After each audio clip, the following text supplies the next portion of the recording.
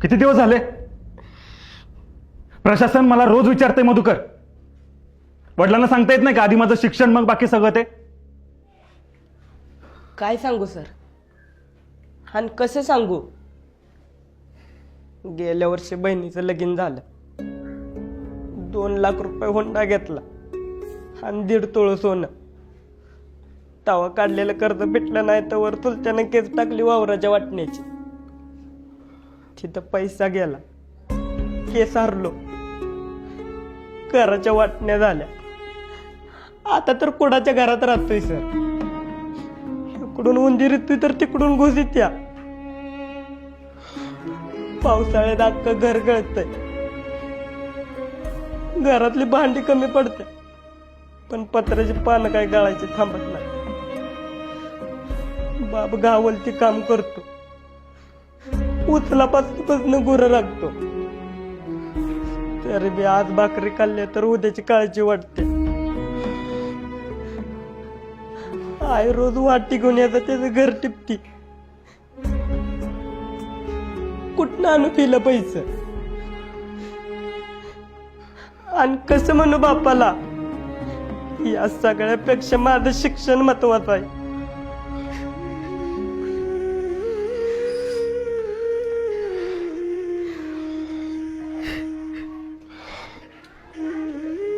चला लिहून का सगळ्यांनी?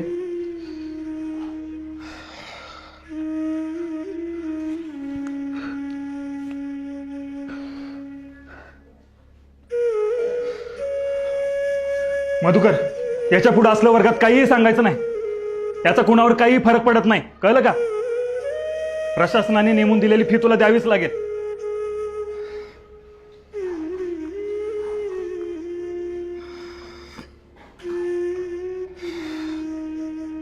मधुकर, जाताना स्टाफ रूम मध्ये भेटून जा. तुझ्या वडिलांसाठी एक निरोप आहे. बस खाली.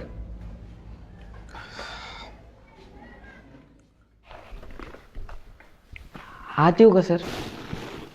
अरे ये मधुकर, बस. नाही नको, हाय तो उभा. अरे ये रे, बस. नको. अरे ये म्हणलं ना.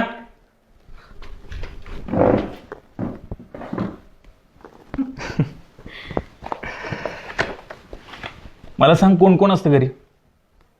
आई वडील असतात आणि 2 बहिणी आहेत. एकीचं लगीन झालंय, एकीचं यंदा होईल. बहिणीचं वय किती रे? माझ्यापेक्षा 3 वर्षांनी मोठी आहे. तुझं 14, म्हणजे तिचं 17 असेल. एवढं लवकर लग्न कसं काय?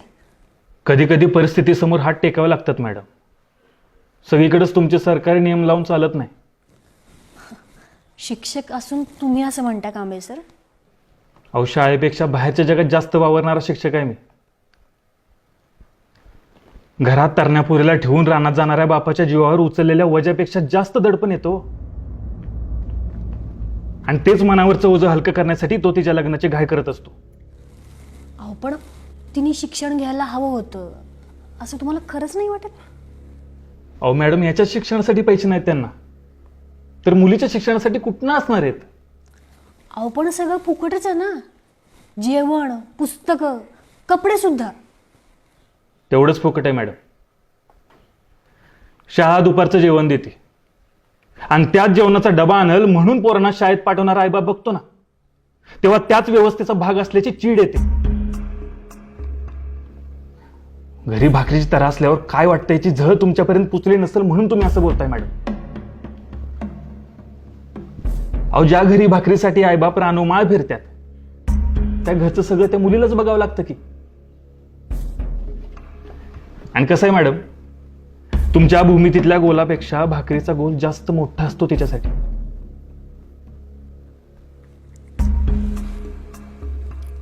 एक बाई म्हणून काळजी वाटली म्हणून बोलले मी. हीच तर अडचण आहे आपल्या शिकलेल्यांची. आपण ते वाईट कसं हे सांगतो, हळहळतो, पण प्रत्यक्ष अडचण सोडवत नाही. इथून बाहेर पडत नाही, मदत करत नाही. भाषण करणारा नकोच आहे आपल्याला, भाकरीची सोय करणारा हवा आहे. आणि हे सगळं तो त्या मुलीचा बाप करतो म्हणून तो आपल्यापेक्षा कायम ग्रेटच आहे असं वाटतं मॅडम मला.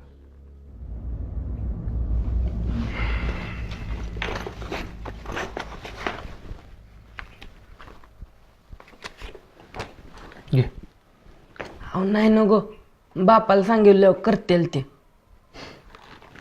स्वाभिमान, हा स्वाभिमान गरीबाच्याच दावणीला का बांधलेला असतो? अजून एक कोड. अरे बाबा घे, तू मोठा झालास, कामाला लागलास की कर परत, मग तर झालं.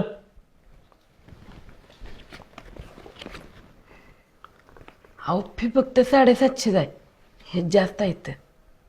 अजून एक वाईट गुण, इमानदारी. अरे बाबा ठेव, लागतील तुला. आणि अजून काय लागलं तर मला मागायचं, कुणासमोर हात पसरायचे नाहीत काय. आणि तू काय काळजी करू नकोस, मी नीट लिहून ठेवेन. तू मोठा झालास, कामाला लागलास की कर मला परत. पण आता एक शब्द बोलू नकोस. उद्याची उद्या फी भरून टाकायची. आणि आता फक्त अभ्यासाचाच विचार करायचा काय. चला.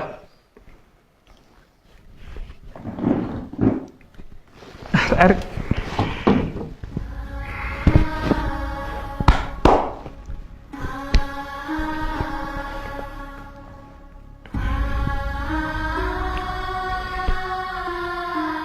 सर, हे एकदा फिरवू का?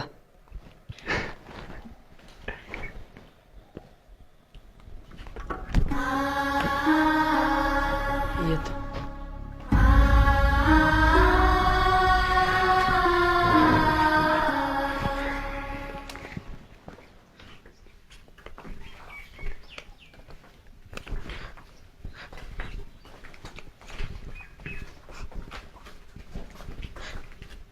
मध्या, काय झालं रडायला?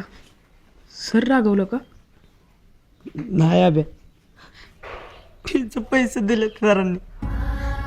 सगळे शिक्षक कुरकुटे तरंगत नसतात रे. काय काय कांबळे सर बी असते. तिथनी 1 मिनिट बी लागला नाही हे काढून द्यायला. माझ्या बापाचं 2 दिवसाचं कष्ट वाचवलं रे याने.